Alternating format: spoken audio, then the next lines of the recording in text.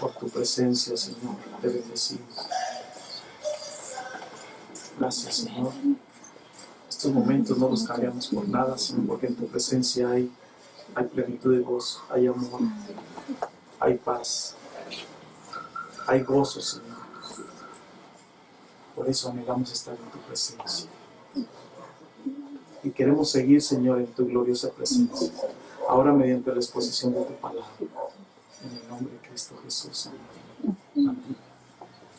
Vamos a abrir la Biblia en Mateo capítulo 13.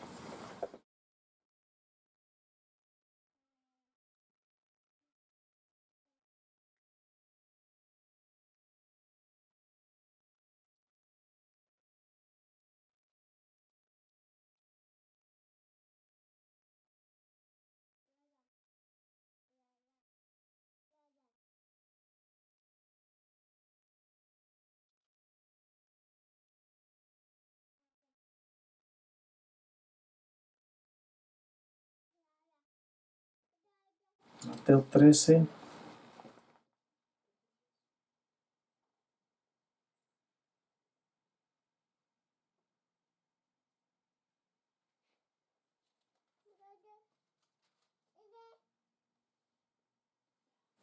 Trece 34 dice: en el nombre del Padre, el Hijo y el Espíritu Santo. Todo esto habló Jesús por parábolas a la gente, y sin parábolas no les hablaba, para que se cumpliese lo dicho por el profeta cuando dijo: abriré en parábolas mi boca, declararé cosas escondidas desde la fundación del mundo.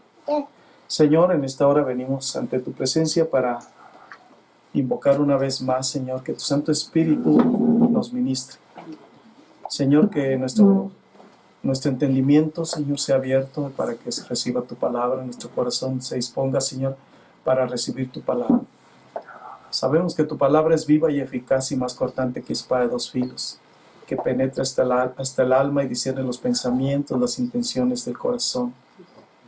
Penetra hasta los huesos, Señor, hasta los tuétanos, y conmueve todo, Señor, de manera que nada permanece en su lugar.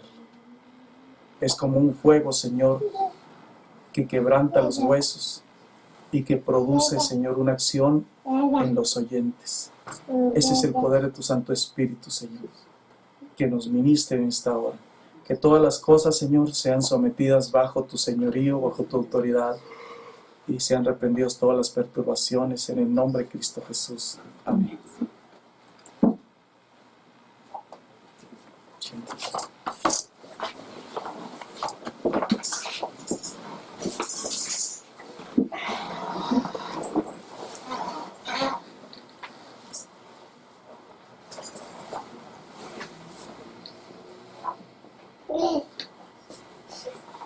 También el capítulo 13 de Mateo nos habla de algunas parábolas, entre ellas la parábola del trigo y la cizaña. El 24 les refirió otra parábola diciendo: el reino de los cielos es semejante a un hombre que sembró buena semilla en su campo. Pero mientras dormían los hombres, vino su enemigo y sembró cizaña entre el trigo y se fue. Y cuando salió la hierba y dio fruto, entonces apareció también la cizaña. Vinieron entonces los siervos del padre de familia y le dijeron: Señor, ¿no sembraste buena semilla en tu campo? ¿De dónde pues tienes cizaña? Él les dijo: un enemigo ha hecho esto. Y los siervos le dijeron: ¿quieres pues que vayamos y la arranquemos? Él les dijo: no sea que al arrancar la cizaña arranquéis también con ella el trigo. Dejad crecer juntamente lo uno y lo otro hasta la siega, y al tiempo de la siega yo diré a los segadores: recoged primero la cizaña y atadla en manojos para quemarla, pero recoged el trigo en mi granero. El 36, entonces despedida a la gente, entró Jesús en la casa, y acercándose a él sus discípulos le dijeron: explícanos la parábola de la cizaña del campo. Respondiendo les dijo: el que siembra la buena semilla es el Hijo del Hombre. El campo es el mundo. La buena semilla son los hijos del reino, y las cizañas son los hijos del mal. El enemigo que la sembró es el diablo. La siega es el fin del siglo, y los segadores son los ángeles. De manera que como se arranca la cizaña y se quema en el fuego, así será en el fin de este siglo. enviará el Hijo del Hombre a sus ángeles y recogerán de su reino a todos los que sirven de tropiezo y a los que hacen iniquidad. Y los echarán en el horno de fuego, allí será el lloro y el crujir de dientes. Entonces los justos resplandecerán como el sol en el reino de su Padre. El que tiene oídos para oír, oiga. Advertencias y más advertencias. Mateo 11:12 también nos dice: desde los días de Juan el Bautista hasta ahora el reino de los cielos sufre violencia y los violentos lo arrebatan. Juan el Bautista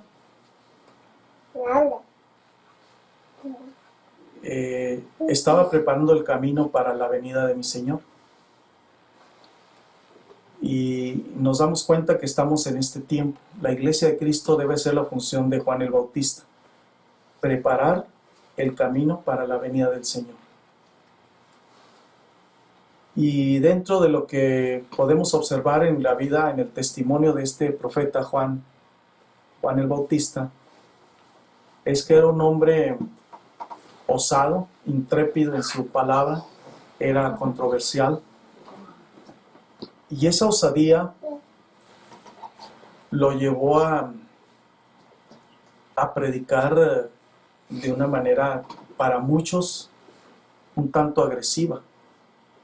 Pero estamos en un tiempo en el cual, como lo acabo de mencionar, la Iglesia de Cristo debe ser la función de Juan el Bautista.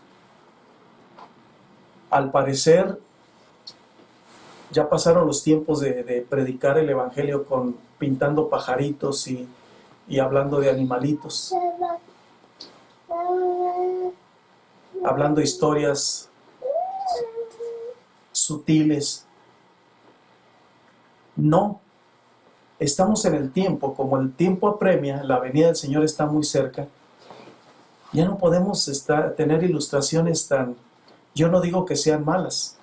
Yo a lo que me refiero es que hay que acortar el tiempo. Y también, debido a la dureza de corazón de la gente, de los mismos cristianos, ya no podemos estar hablándoles con tanta suavidad, ni tampoco recibir los mensajes con tanta suavidad. Tiene que ser un mensaje que, aunque sea un tanto y osado, pero siempre hablar del arrepentimiento de pecados. No podemos hablar ya con sutilezas. El tiempo está apremiando. El mismo apóstol Pablo mencionó, dijo que aunque él era tosco en la palabra, pero no en su presencia. Esto nos lleva a pensar entonces algunas verdades acerca de las parábolas. No podemos ni debemos estar ya con sutilezas de ningún tipo. Vamos, como decimos, directo al grano, concisos en nuestros mensajes. El tiempo apremia. Creo que esos tiempos van quedando atrás. Ahorita se requiere una iglesia dinámica. Una iglesia pasiva ya no cabe en este tiempo. Por eso esos cantos y esas profecías del profeta Isaías, cuando dice: levántate, iglesia de Cristo, resplandece, toma tu puesto en la batalla. Pero hay una guerra que pelear. Hay mucho que hacer y no puedes estar pasivo. Se requiere dinamismo. Contrario a lo que nos anuncia la misma palabra, lo que ya hemos estudiado, que en los tiempos de Noé y de Lot había pasividad, había conformismo, había muchas diversiones como hoy lo estamos viviendo, mucho entretenimiento, muchas distracciones. Y una de las mayores distracciones que está afectando el mundo es cuando se chacotea por internet.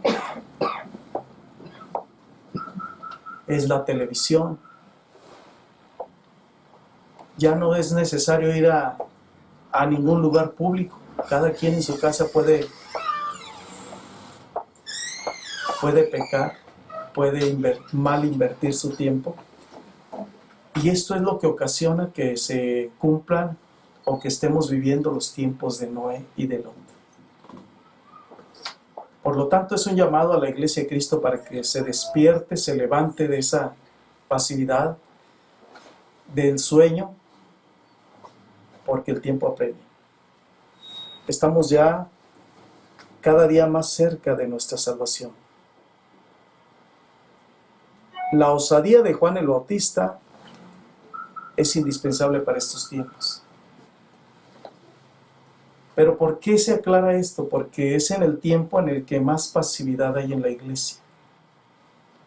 Es el tiempo en el que más conformismo hay en la iglesia. Viene a ser como si el cristiano estuviera tan seguro de su salvación con haber hecho una profesión de fe, con haber hecho una oración en donde recibía a Cristo en su corazón y solamente se sienta a esperar que venga el Señor. Esto es un error.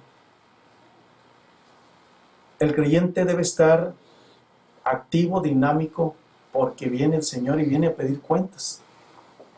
Y viene a preguntar qué hemos hecho con la palabra, qué hemos hecho con cada mensaje que escuchamos, qué hemos hecho acerca de la mayordomía que nos ha sido encomendada. Y como mayordomos del reino de Dios, vamos a dar cuenta de todo, especialmente de tantos mensajes que estamos recibiendo. La intrepidez es necesaria en este tiempo. Desde los tiempos de Juan el Bautista, el reino de los cielos sufre violencia y los violentos lo arrebatan. Violentos o valientes. No hay lugar para la pasividad, no hay lugar para la cobardía. Porque aun cuando el creyente esté viviendo adversidades, tampoco es aceptable ya su cobardía. Tiene que levantarse de ese estado de ánimo de cobarde, desanimado, y tiene que poner las manos en el arado. Ya no hay tiempo para estar consintiendo creyentes pasivos, creyentes que siempre se están quejando, creyentes que siempre están llorando y creyentes que siempre están esperando. Es el tiempo de poner a trabajar todo nuestro talento, nuestra vida a los pies del Señor. Cristo explica las parábolas para que todo razonamiento humano logre captar los mensajes del Señor de una manera muy sencilla. Estas parábolas son para dar discernimiento, para dar sagacidad a los simples, para entender sabiduría y doctrina, como lo dijo el rey Salomón, para conocer razones prudentes. Hay quienes oyen solamente de manera superficial, pero lo que Dios está llamando es para prestar atención a su palabra, a las demandas de Dios. Hay quienes no cambian el corazón a pesar de parábolas, de explicaciones, de mensajes. Hay cristianos que siguen en lo mismo. Hay cristianos que, como dice el rey Salomón en los Proverbios, que el necio, aunque lo majes en un mortero, no cambia, sigue siendo el mismo necio. Aunque lo agarres en mortero y le des, sigue siendo lo mismo. Pero estamos hablando de que se requieren cambios. El enemigo es el que siembra la cizaña en la iglesia, pero la siembra, como lo acabamos de ver, dice que estaban dormidos. Siembra la cizaña en una iglesia que duerme, en la iglesia insensata, en la iglesia que tiene apagada su lámpara, en la iglesia que está desprovista. Ahí es donde el enemigo siembra la cizaña. Pero es muy lamentable que el creyente es tan proclive, tan dado a lo que siembra el diablo y no a lo que siembra el Señor.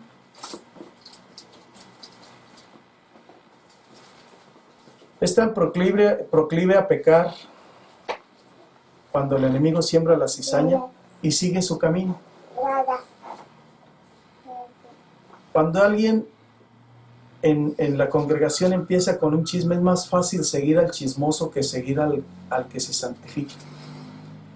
Es más fácil estar hablando sandeces que estar orando. Es ahí donde se nota con qué facilidad el enemigo siembra la cizaña. Si se siguen tiempos de pláticas y más pláticas, podemos durar horas, pero cuando nos dedicamos a orar, entonces sí reducimos los tiempos y todo el mundo está ocupado. No hay disposición. Eso es el camino que va siguiendo el creyente carnal. Inmediatamente va siguiendo el camino de la cizaña. Lo que el enemigo va sembrando es lo que el creyente carnal va siguiendo. Es más fácil contagiarse de la cizaña que del trigo.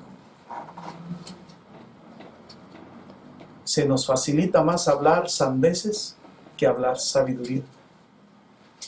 ¿Por qué? Porque se sigue el camino de la cizaña. Es más fácil censurar todo que honrar a todos. Eso indica que se va siguiendo el camino de la cizaña. Y esta tendencia del creyente no es igual para el evangelio, porque cuando se habla la sana doctrina no hay quien la siga. Esto indica que se rechaza la sana doctrina y se cambia por la cizaña.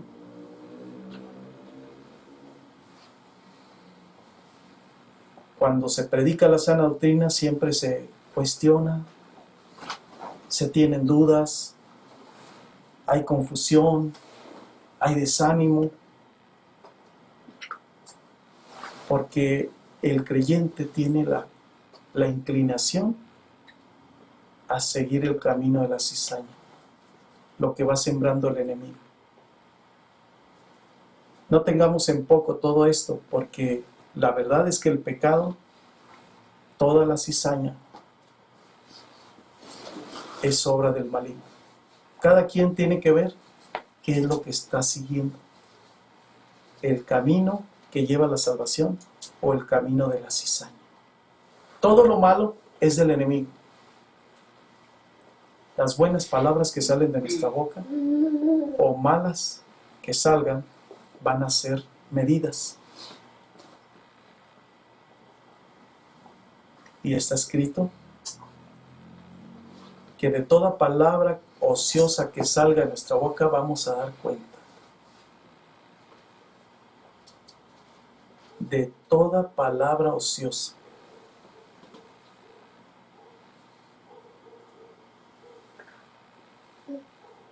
Cada quien va a decir, cada quien va a dar cuenta de lo que habla. Si habla para edificación o habla para contaminar a los demás con el pecado.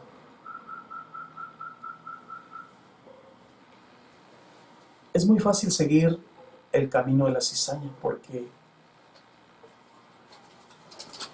los caminos del diablo consisten en destruir, en echar a perder, y eso cualquiera lo hace.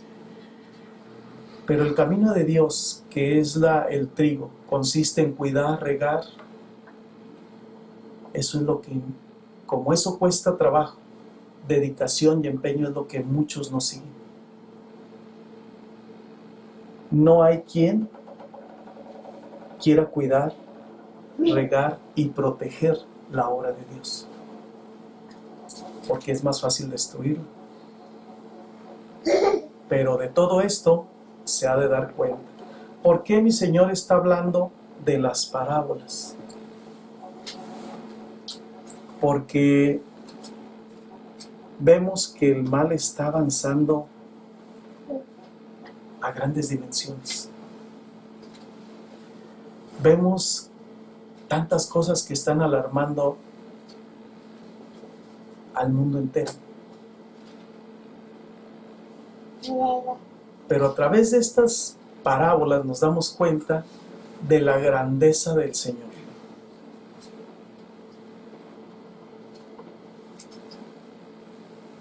La cizaña no puede ser cortada hasta el final de los últimos tiempos.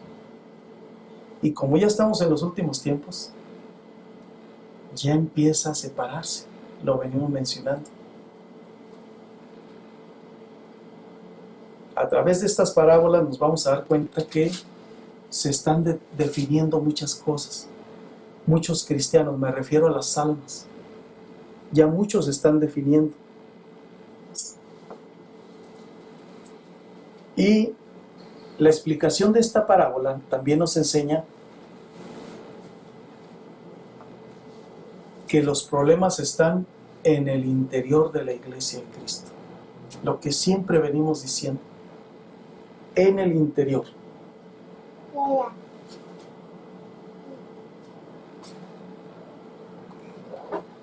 En el interior hay gente buena y gente mala.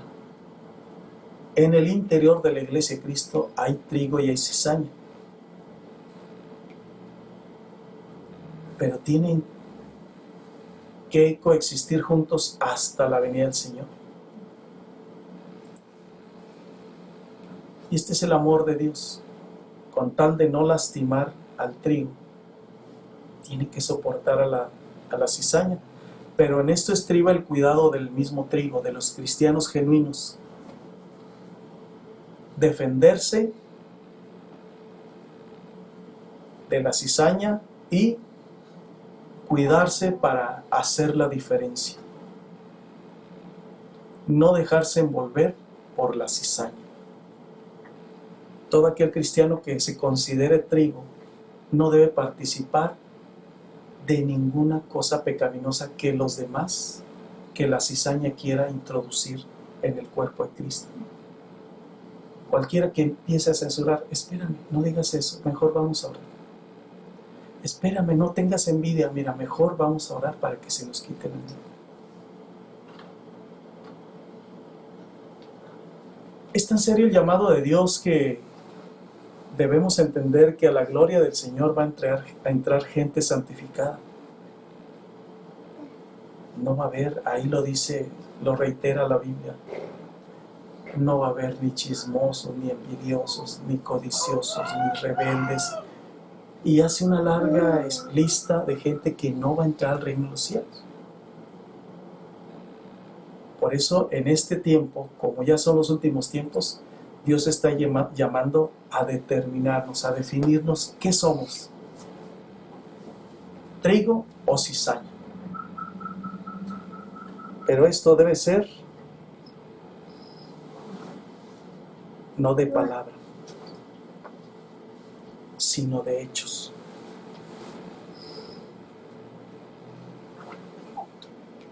No vamos a estar como Tomás.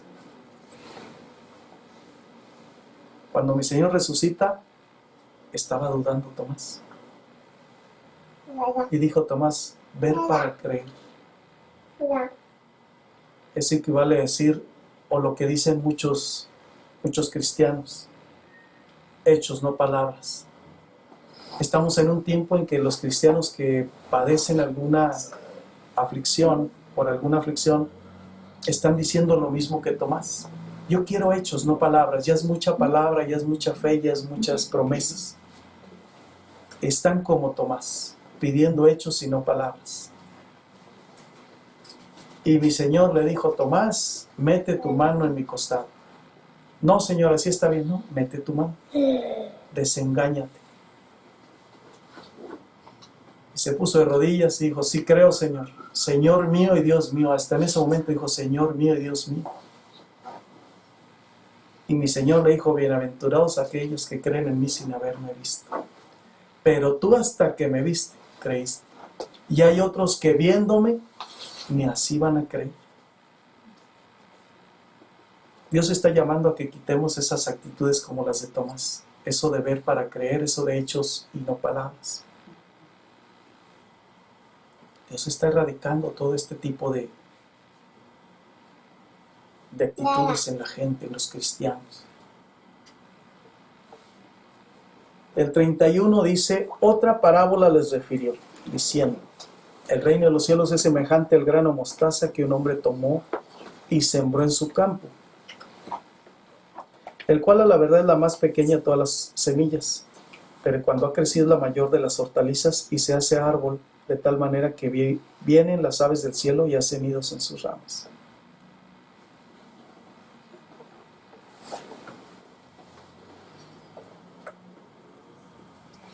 Otra parábola les dijo, el reino de los cielos es semejante a la levadura que tomó una mujer y escondió en 3 medidas de harina hasta que todo fue leudado.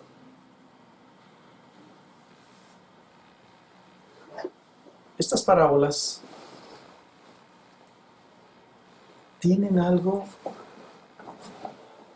una expresión que nos aclara. Por ejemplo, el verso 49 dice, así será al fin del siglo. Y cuando hablamos de la parábola del trigo y la cizaña, también dice, así será en el fin del siglo. Y como estamos en el fin del siglo, en el fin de los tiempos, es cuando estas parábolas han de surtir efecto. Por eso es necesario conocerlas, porque en estos tiempos se ha de cumplir cada una de las palabras del Señor. Estas parábolas lo que nos enseñan es, por ejemplo, la levadura. Nos enseña que algo tan insignificante logra grandes dimensiones. Algo que parece sin importancia va a lograr la atención de la gente. Habla del reino de Dios.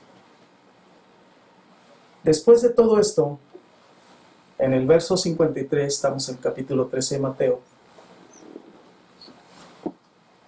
dice, aconteció que cuando terminó Jesús estas palabras se fue de allí y venido a su tierra les enseñaba en la sinagoga de ellos, de tal manera que se maravillaban y decían, ¿de dónde tiene esta sabiduría y estos milagros? ¿No es este el hijo del carpintero? ¿No se llama su madre María y sus hermanos, Jacobo, José, Simón y Judas? ¿No están sus hermanas con nosotros? ¿De dónde pues tiene todas estas cosas? Es lo que mi Señor les decía. Alguien insignificante para los líderes religiosos era el hijo del carpintero. Era el hijo de una familia común. No era un ser distinguido como ellos. Pero cómo sorprendía a la gente con sus palabras, con su testimonio y con los milagros. Mi Señor fue haciéndose paso entre la sociedad por su testimonio. Y cuando vieron que resucitaba muertos, cuando vieron que sanaba a los leprosos que estaban condenados a muerte, cuando vieron sus enseñanzas, las escuchaban y decían, verdaderamente este es el Hijo de Dios. Muchos lo reconocieron porque Él se abrió paso de esta manera. El reino de los cielos ha de manifestarse en estos últimos tiempos y aunque vean que la iglesia es algo insignificante, va a crecer de unas dimensiones sorprendentes. Y está escrito, está aclarado que es para estos últimos tiempos. Es lo que nos están aclarando estas dos parábolas. La grandiosidad del reino de Dios se ha de manifestar en estos últimos tiempos. Todo mundo lo va a conocer. Esa es la visión del Señor. Pero mientras tanto, está cumpliendo su función para permear a toda la humanidad, sobreponiéndose a todo el mal. Y para sobreponerse a todo el mal se necesita la actitud de Juan el Bautista. Desde los tiempos de Juan el Bautista, el reino de los cielos sufre violencia y los violentos lo arrebatan. ¿Y en qué consiste esa violencia? Esa violencia no consiste en estar discutiendo unos con otros, peleándonos unos con otros, no. Ya lo vimos, ya lo acabo de mencionar, la osadía de Juan el Bautista. redoblar esfuerzos, más oración, más obediencia, más santificación. Y los violentos lo arrebatan. Los pasivos no, los violentos. ¿Queremos bendiciones? Vamos a arrebatarlas en oración, con la obediencia. Con la pasividad no vamos a arrebatar nada. Y como el enemigo sí es violento, es el que se lleva las bendiciones. Esto está más que probado. Y en luchas espirituales, muchos brujos se han jactado de esto. Y es una vergüenza que lo estén haciendo. Lo que parece algo diminuto, la sabida planta de la semilla de mostaza, al tamaño de una grajea, logra crecer y alcanzar una altura de hasta por lo menos 3 metros.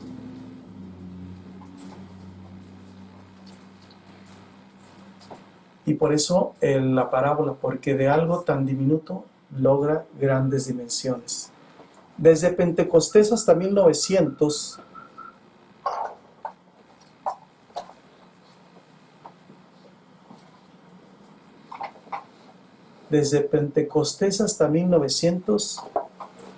se requirió todo este tiempo para alcanzar el 2.5% de la población mundial.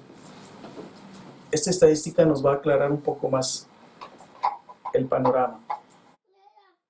Desde Pentecostés hasta 1900 se requirió todo este tiempo para alcanzar 2.5% de la población mundial. De 1900 a 1970 se duplicó al 5%. O sea, en mucho menos años se duplicó el porcentaje de salvación o de alcanzar a los perdidos. En los siguientes 20 años se duplicó al 10%. Está ocurriendo una explosión demográfica del cristianismo en la actualidad, especialmente en los países del tercer mundo.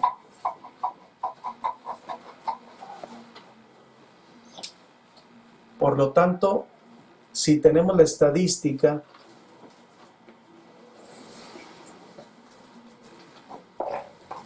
que en los últimos 20 años se duplicó al 10%, ya debe estar al 20% o al 40%. Fíjense la dimensión que lleva. Si se duplicó al 10%, ya debió haber sobrepasado el 20%, o debe estar en el 20%. Y luego el 20% se brinca al 40%, del 40% al 80%. Ya estamos cerca del 100%. Y esto es una estadística que nos habla de dos cosas muy importantes. Que la venida del Señor está muy cerca, una. Y la otra, que el reino de Dios no se queda atrás. El reino de Dios, les decía que si el mal está cundiendo de manera alarmante, el reino de Dios, más aún todavía, ha de crecer de unas dimensiones sorprendentes. Esto es lo que enseñan las parábolas. La parábola de la semilla de mostaza y de la levadura.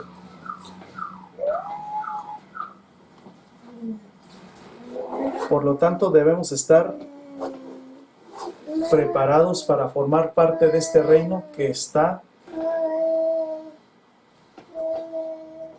listándose. Las apariencias engañan. Si pensamos que el reino de los cielos no crece, al contrario, ahora nos damos cuenta que sí crece. Si la iglesia parecía que no crecer, o hay iglesias que parecía que no crecían, ahora ya han crecido. Si hay ministerios infructíferos, cuando son respaldados por Dios, van a impresionar las magnitudes, las dimensiones que alcancen. Porque así está escrito que en estos últimos tiempos hay ministerios que van a crecer de manera sorprendente.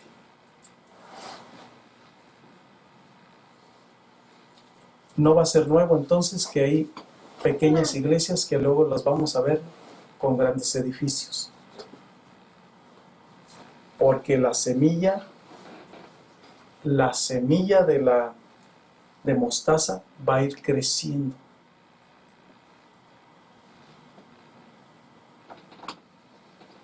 Cristo empezó la predicación, luego llamó a 12. Después llegaron multitudes. En estos últimos tiempos, Cristo, mi Señor, dijo, mayores cosas harán. No estemos pensando en cosas pequeñas. Mayores cosas harán. Si Cristo caminaba sobre el agua, dijo, mayores cosas van a hacer. Si Él predicaba a multitudes, dijo, mayores cosas ustedes van a hacer. Porque el reino de los cielos es como la semilla de mostaza. Va creciendo de manera sorprendente. ¿Y qué pasa cuando crece mucho la obra de Dios? ¿Qué se requiere? Muchos ministros. ¿Y quiénes serán esos ministros? ¿Irá Dios a llamar a muchos? Va a llamar a muchos. Pero los primeros que llama son a los que no conocen. No es de sorprendernos entonces que cada uno ya empiece a predicar. Y es mejor estar preparado a recibir ministerios de sorpresa. Si esta es la visión de Dios, indica que hay que estar preparados todos. Porque será muy vergonzoso que mi Señor llame a los que nosotros tenemos en poca estima, que ahorita están perdidos en el mundo, y luego vengan y nos prediquen a nosotros. Será vergonzoso. Dijo mi Señor, si estos callan, las piedras van a hablar. Si nosotros no nos preparamos, aquellos que tenemos en poca estima son los que nos van a venir a enseñar cómo se predica, cómo se ora, cómo se perdona, cómo se ama, cómo se vive en santidad. Si estos callan, las piedras van a hablar.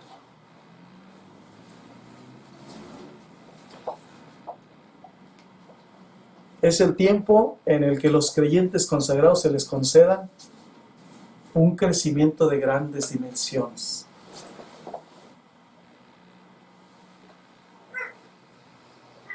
Es posible que muchos no vean bendiciones en las mega iglesias, pero como todo lleva un orden,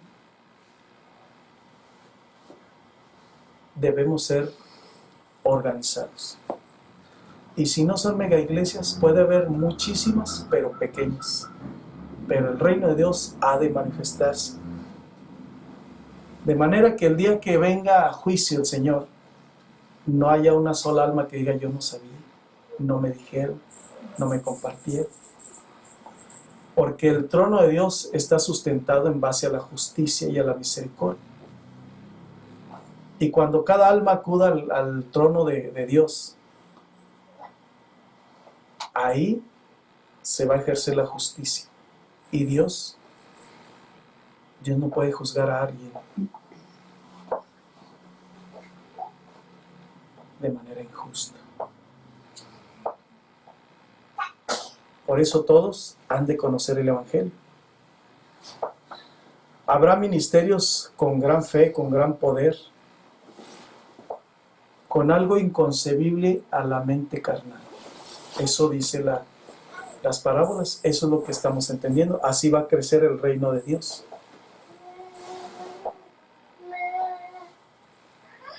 Y la parábola de la levadura es algo similar.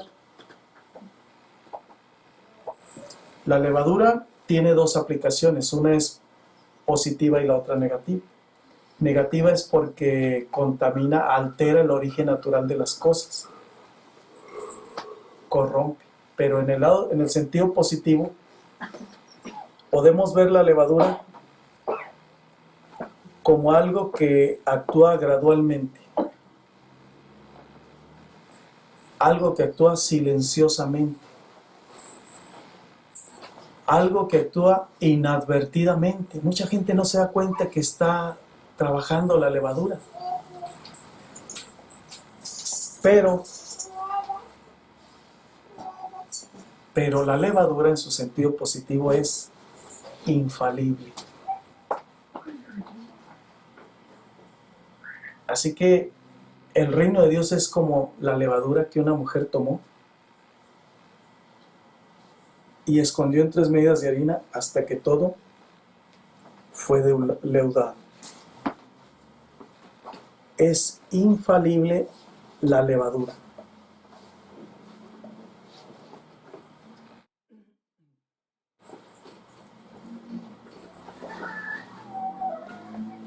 Y luego tenemos también la parábola del tesoro escondido. Además del reino de los cielos es semejante a un tesoro escondido en un campo, el cual un hombre halla y lo esconde de nuevo y gozoso por ello va y vende todo lo que tiene y compra aquel campo.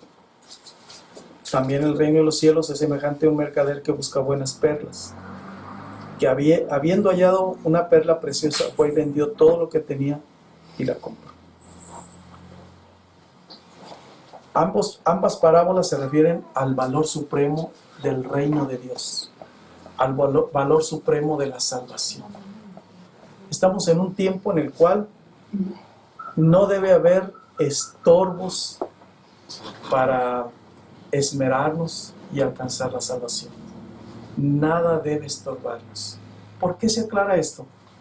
Porque de alguna manera muchos creyentes, como ya se está definiendo quién es trigo y cizaña, muchos ya están desanimados. Otros ya ni les interesa su salvación. Otros están ensimismados, como en los tiempos de Lot, en los tiempos de Noé. Y otros, pues por alguna razón se van. Otros, si no hay razones, las inventan. Pero el asunto es que se están definiendo.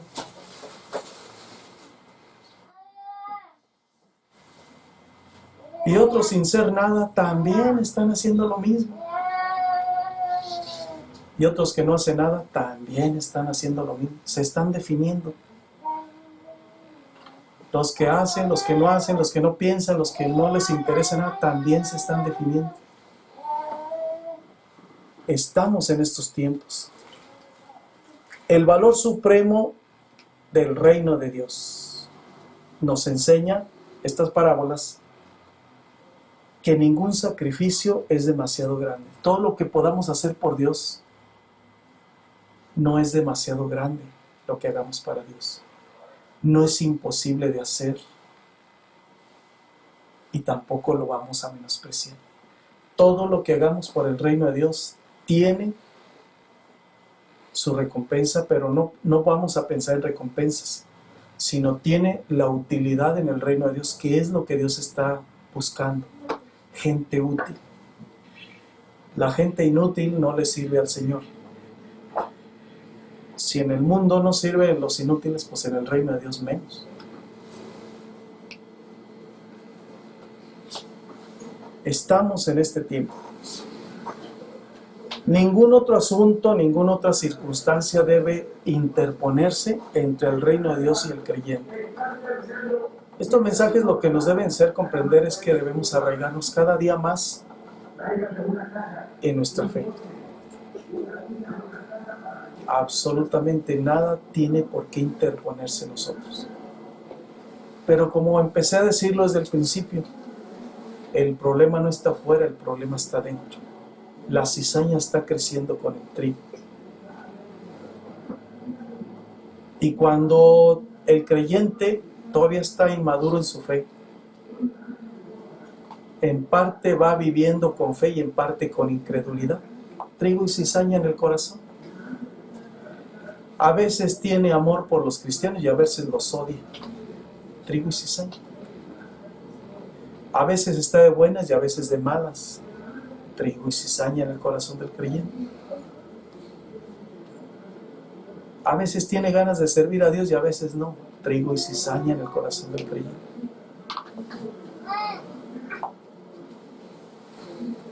A veces lee la Biblia y a veces no. Trigo y cizaña. A veces ora, a veces se le olvida y ya no quiere ni orar. Trigo y cizaña en el corazón del creyente. Todo esto tenemos que reflexionar, porque el reino de los cielos se ha acercado. Nada debe interponerse.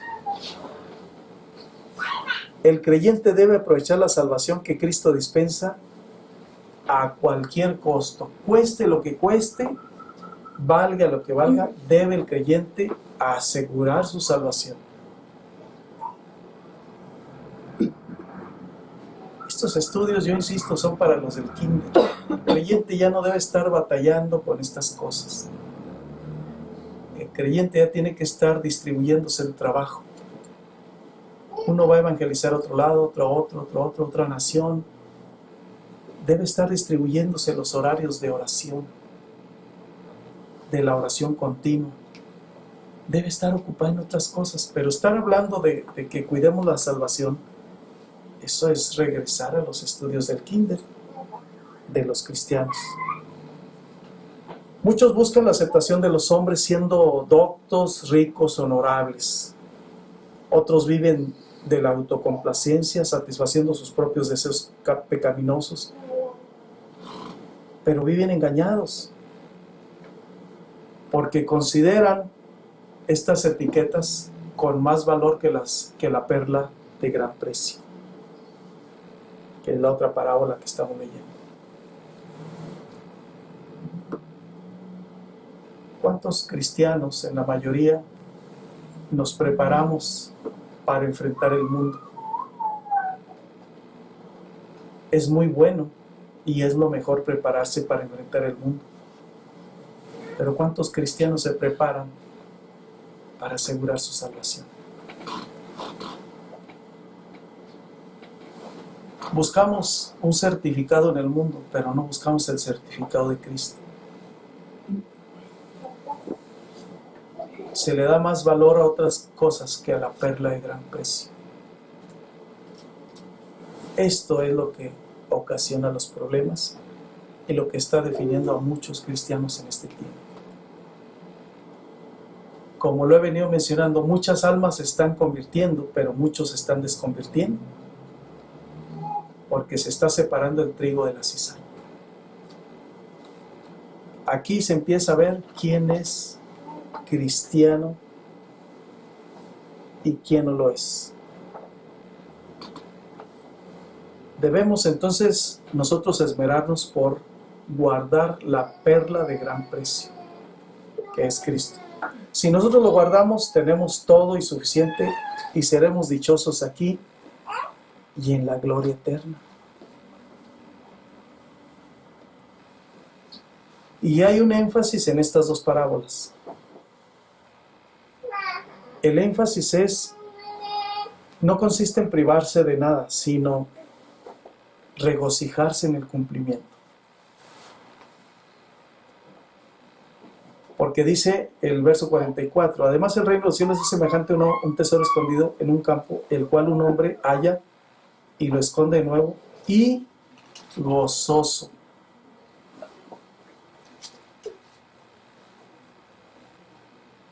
Estas parábolas nos hablan de determinación. Ya no se puede estar a medias con el Señor. Nos llama a ser radicales. En estos tiempos ya no puede haber tibios, o fríos o calientes. Y regocijarse en el cumplimiento, por ejemplo, este hombre que haya un tesoro, vende todo lo que tiene y compra aquel campo. Lo más valioso es la salvación. Mucha gente ha tenido un poco su salvación. Y también el de la perla de gran precio.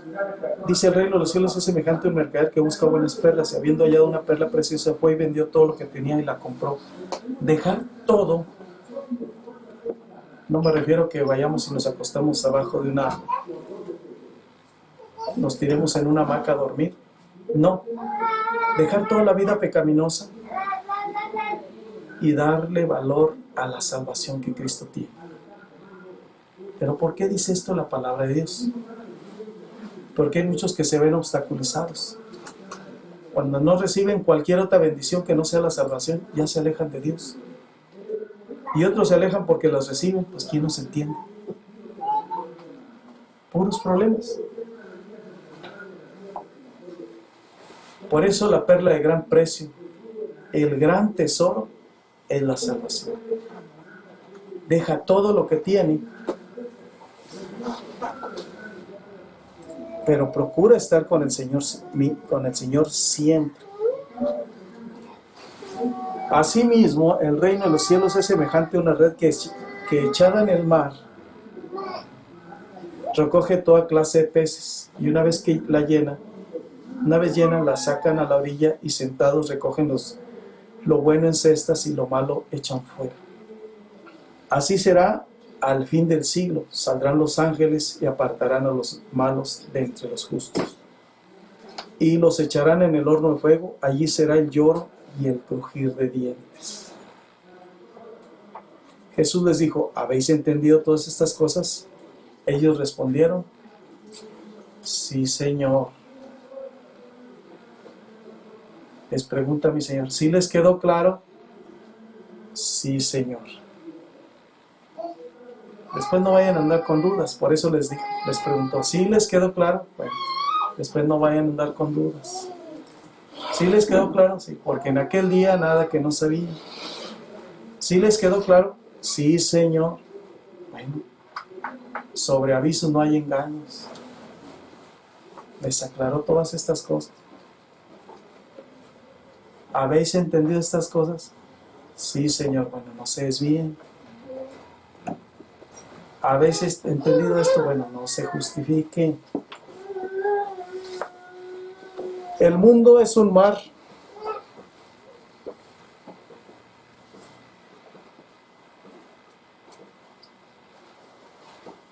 Es un mar.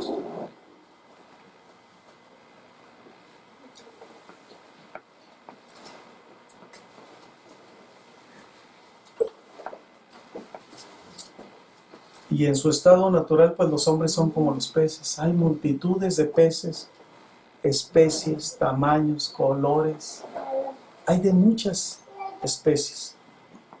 Y predicar el Evangelio es echar una red en este mar para pescar algo para la gloria de quien tiene la soberanía sobre el mar.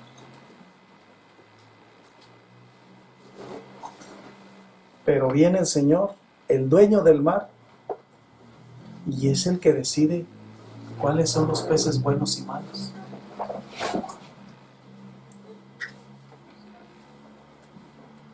Viene el tiempo en que se echa la red, viene el tiempo en que se recogen los peces buenos y los malos. A los buenos se los recogen en cestas y los llevan a lo mejor. Pero los malos los avientan. Vamos, no sirven.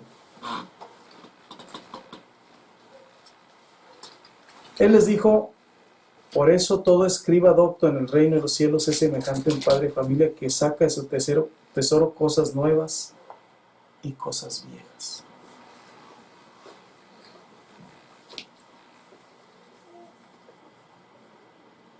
Cosas viejas y cosas nuevas. Todo aquel que es fiel y diestro ministro del Evangelio es un escriba versado en las cosas del Evangelio y capaz de enseñarlas.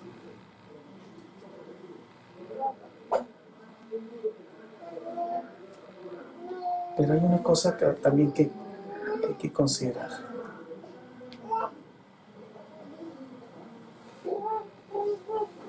Dice que de su tesoro saca cosas nuevas y cosas viejas. Pero también para sacar algo hay que meter algo.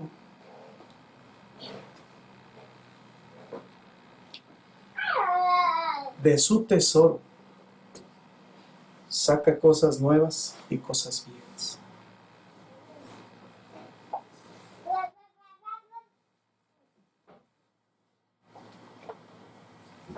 Es una tristeza que muchos van al infierno no por pecados relacionados con el cuerpo como adulterio, fornicación, borracheras. Van al infierno por sus pecados de autojustificación. Gente que asevera estar bien delante de Dios. Gente que cree que todo lo sabe. Gente que cree que ha logrado todo. Gente que se cree la más buena de este mundo. Hay más esperanza de un pecador empedernido que de alguien necio, dice Proverbios. Hay más esperanza de otra gente que de los necios. Hay más esperanza del ignorante que del que dice tener conocimiento y se autojustifica. Hay más esperanza de ellos.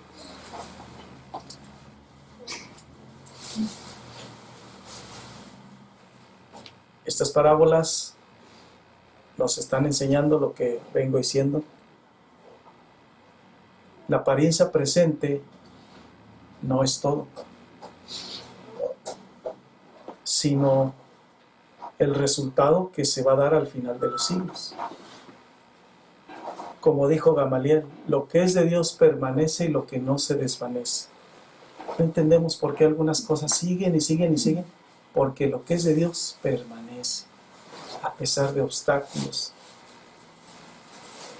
Sean matrimonios, sean iglesias, ministerios, sean instituciones de cualquier índole, lo que es de Dios permanece. Pero se necesita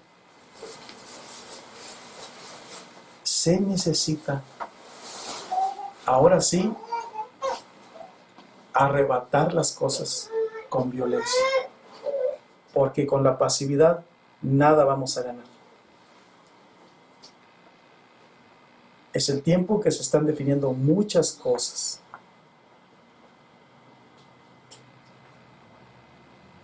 En este tiempo, como lo he dicho, coexisten los buenos y los malos, creyentes genuinos, pseudocristianos y simpatizantes del Evangelio. Hay tres tipos de personas: creyente genuino, pseudocristiano y simpatizante del Evangelio.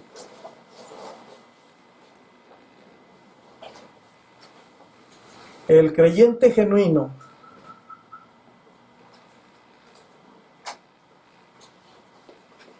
y el simpatizante del Evangelio son fáciles de identificar, porque esos están definidos.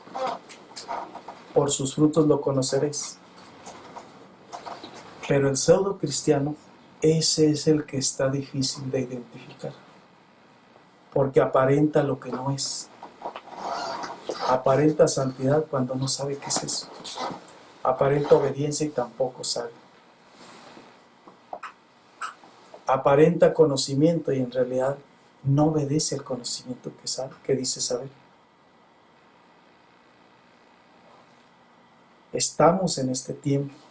Ha de definirse la gente. Para eso se nos habla en las parábolas, porque Dios quiere gente determinante, gente radical. A ver, ¿entre cuáles figuramos? ¿Entre los simpatizantes del Evangelio, entre los creyentes genuinos o entre los pseudo cristianos?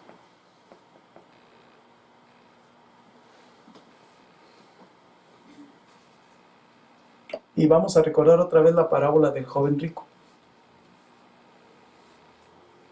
El joven rico, dijo, Señor, yo obedezco todo. Pero dime qué me falta para heredar la vida eterna. Y mi Señor le dijo, bien hecho, todos los mandamientos, ¿sabes? Pero te falta una cosa. No cabe duda que estás cerca del reino de Dios. Ve, véndete lo que tienes y luego ven y sígueme. Y el joven ahí fue radical. En aquel tiempo él se creía que era salvo. Y por si alguna duda quedaba, dijo, pues a ver si hay alguna duda, a ver si algo falta, yo estoy cumpliendo con todo. Cuando mi Señor lo confronta con su realidad, ahí fue radical. Así estamos ahorita en este tiempo. Hay que ser radicales, determinantes. Cuando ya el Señor nos dice, así se lleva la vida de un cristiano, en ese momento vamos a decir sí o no, Señor. Ven y sígueme. Habrá quien diga, pues yo ya no te sigo, Señor. Habrá quien diga, ya no puedo con esta carga, ya no puedo con aquello, ya no puedo ni con mi temperamento, no me aguanto ni solo, mejor aquí nos vemos. Sí, porque sí hay muchos cristianos que no se aguantan solos. Y si no nos aguantamos ni solos, pues no vamos a aguantar ni al Señor. Por eso Dios está llamando a ser determinantes ya. Porque recordemos que la cizaña está absorbiendo los nutrientes, los recursos que debe aprovechar el trigo. Y la cizaña, en lugar de ser un bien, está haciendo el mal. Dentro de los males, el menor, cuando menos está haciendo madurar al trigo, pero no deja de ser cizaña.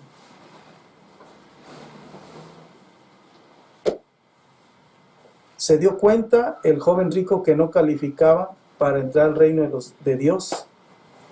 Prefirió el mundo antes que su salvación. Se está definiendo la cizaña y el trigo. Y por último tenemos Romanos 13 del 11 al 14. Nos dice: